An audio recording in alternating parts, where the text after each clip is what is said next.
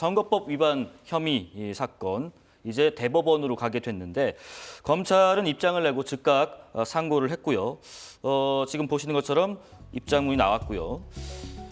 그런데 또 그런 비판도 일부 있습니다. 검찰이 대통령 구속 취소 석방에 대해서는 즉각 항고는 포기를 했는데 한 번 정한 어떤 목표라고 할까요? 타깃에 대해서는 즉각 상고로 끝까지 간다. 이건 좀 비판이 아닌가라는 의견이 있는데 거기에 대해서 한번 의견 주실까요? 규정대로 했다. 예.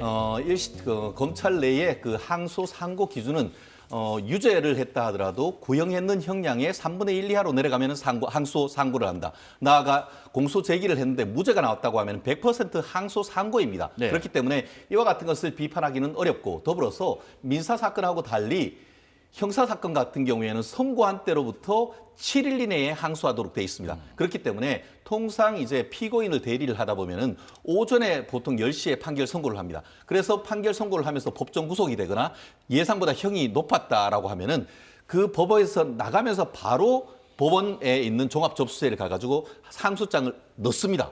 그게 통례입니다. 네네. 이 사건만 검찰이 왜 이렇게 급속도로 KTX급으로 넣나 하는 것은 사건의 그 실물을 사실은 잘 모르기 때문에 하는 것이죠. 경우에 따라서는 우리가 변호사들이 항소장을 넣겠지. 그리고 당사자가 항소장을 넣겠지 하다가 일주일이 후딱 지나가 버려서 큰일 나는 케이스가 있습니다. 그렇기 때문에 항소할 것 기준에 따르면은 그냥 오전에 판결 선고됐는데 무죄가 나왔다. 오후에 바로 항소장 넣을 수 있는 게 그겁니다. 다만 이번 같은 경우에는 항소장 플러스 거기에 간략한 항소 이유서를 써 넣은 것이 약간 다른 점이 있습니다. 예. 특히 이번 같은 경우에는 단순히 그 1심에 불복하고 항소합니다라고 끝난 것이 아니고 거기에다가 이번이 그 공선법에 관한 그 법리 오해했고 또 어떻게 보면 그 판결 결과에 영향을 미친 어떤 그 사실 오인, 이때 체증법칙 위반 이런 부분을 아주 러프한 간략한 이유까지 썼다는 점이 조금 독특한데요. 네네. 이런 점에 비추어서 오늘 지금 후문에 따르면은 서울고등법원이 소송 기록을 다 정리해서 대법원으로 보냈다고 합니다. 실무를 잠깐 말씀드리면은 1심 같은 경우에는 기록이 2년 2개월 거치면서 많았지만 항소심 같은 경우에는 실질적으로 양측이 증인 2명 그리고 그 외에 바로 한 4달 만에 끝냈기 때문에 항소심 기록은 정말 몇 장 되지가 않습니다. 이미 1심 기록에 대해서는 기록을 쫙 정리를 다 해놨기 때문에 항소심 서울고등법원에서 대법원까지 기록을 보내는 것은 정말 하루 이틀이면 충분히 할 수 있는 그런 부분이기 때문에 법원 또한 이 사건의 중요성을 확인하고는 어제 항소를 하니까 바로 정리를 해서 네네. 기록을 지금 그 대법원에 접수시켰다라는 그런 지금 보도가 나오는 것 같습니다. 네네. 그럼 뭐 같이 한번 여쭤보죠. 앞선 그 의견과 함께요. 지금 말씀하신 것처럼 고등법원이 2심 무죄 선고를 받은 이재명 대표의 선거법 소송 기록을 대법원에 접수했다라는 속보가 들어왔는데, 그러니까 검찰이 상고하고 나서는 하루 만이고 판결 선고하고 나서는 이틀 만이고요. 그럼 이제 기록 접수 통지서를 이제 보내는 거고 이후의 절차 그리고 이게 혹시 대법에 접수된 게 좀 빠른 것인가 하는 것도 같이 여쭤보겠습니다. 조금 빠르긴 한데요. 검찰이 뭐 즉시 상고를 했기 때문에 네. 그에 따라서 법원이 절차를 진행하는 것 같고요. 네. 이제 소송 기록이 이제 대법원에 갔기 때문에 대법원에서는 이제 접수 확인을 한 후에 소송 기록 접수 통지를 양측에 하게 될 겁니다. 뭐 상고 이유서를 간략하게 아마 제출은 한 것으로 보이는데 실제 이 법리 논쟁이 1, 2심이 치열하게 다퉈졌고 다르기 때문에 상고 이유서가 아마 완성된 상고 이유서를 아마 검찰이 추가적으로 제출할 거고요. 그에 대해서 또 이재명 대표 측이 답변이 있을 거고요.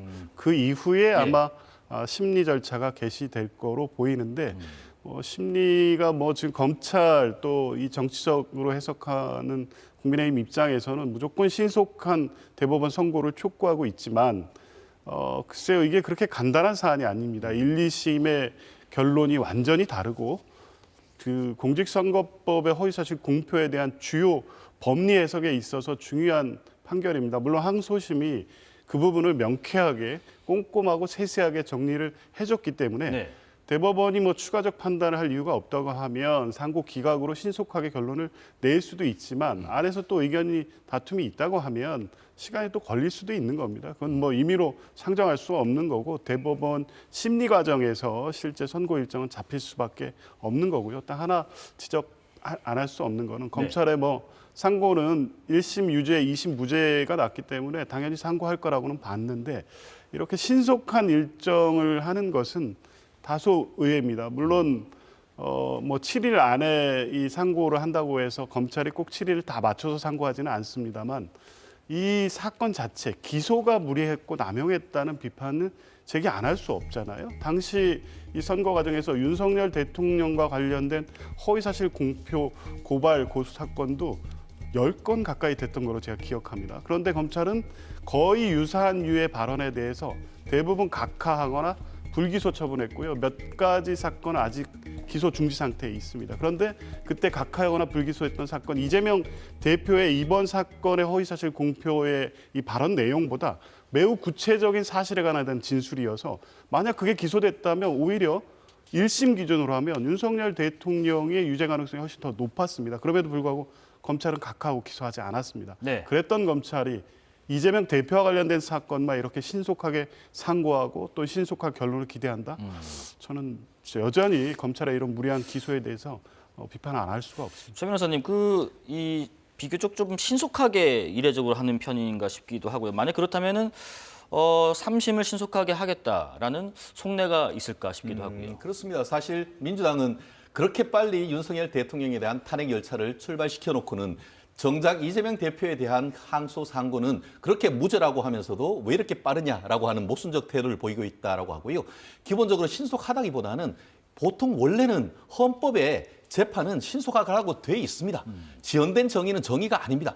더불어서 이 사건은 일반 사건이 아니고 공직선거법 사건으로서 의무조항으로서 1심 6개월, 2심 3개월, 나아가 대법원 3개월 내에 끝내라고 헌법에 그 공선법에 명문으로 도장이 찍혀 있습니다. 더불어서 조희대 대법원장님 같은 경우에는 각급 법원의 선고 사건은 그 기한을 지키라라고 했습니다.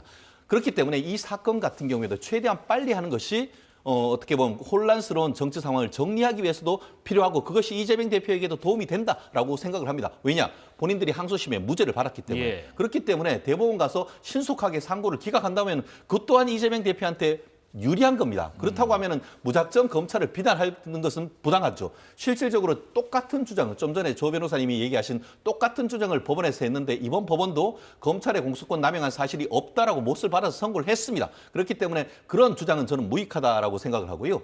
더불어서 지금 이미 지금 항소장과 함께 항소 이유서를 그냥 접수를 해버린 겁니다. 그러면은 그것이 이제 이재명 대표 측에 송달되면은 그로부터 10일 이내에 이재명 대표 같은 경우에는 답변서를 내야 합니다. 예. 물론 제가 봤을 때 검찰은 대략적으로 한 일주일 정도 안에 상고 이유 보충서를 낼 것입니다. 그럼 그것에 대해서도 이제 반박을 할 수 있는 그런 부분이기 때문에 제가 봤을 땐 양측의 서면 공방은 늦어도 최대한 한 달이면 다 끝날 겁니다. 그러면은 오늘 상고 기록 접수가 통지가 됐고 그에 대해서 상고 이수 보충서를 검찰이 낸 것에 대해서 이재명 대표가 10일 이내 반박을 하면은 결국 서면 접수가 다 완성되는 것은 지금으로부터 늦어도 20일 내지 30일이면 충분할 겁니다. 예. 그러면 그때 이제 대법원에서 기본적으로는 3명이 하는 소부에서 심사를 하죠. 거기에서 의견이 합치가 되지 않으면 결국 전원 합의처로 판결이 넘어가는데 이 사건 같은 경우에는 말씀드린 것처럼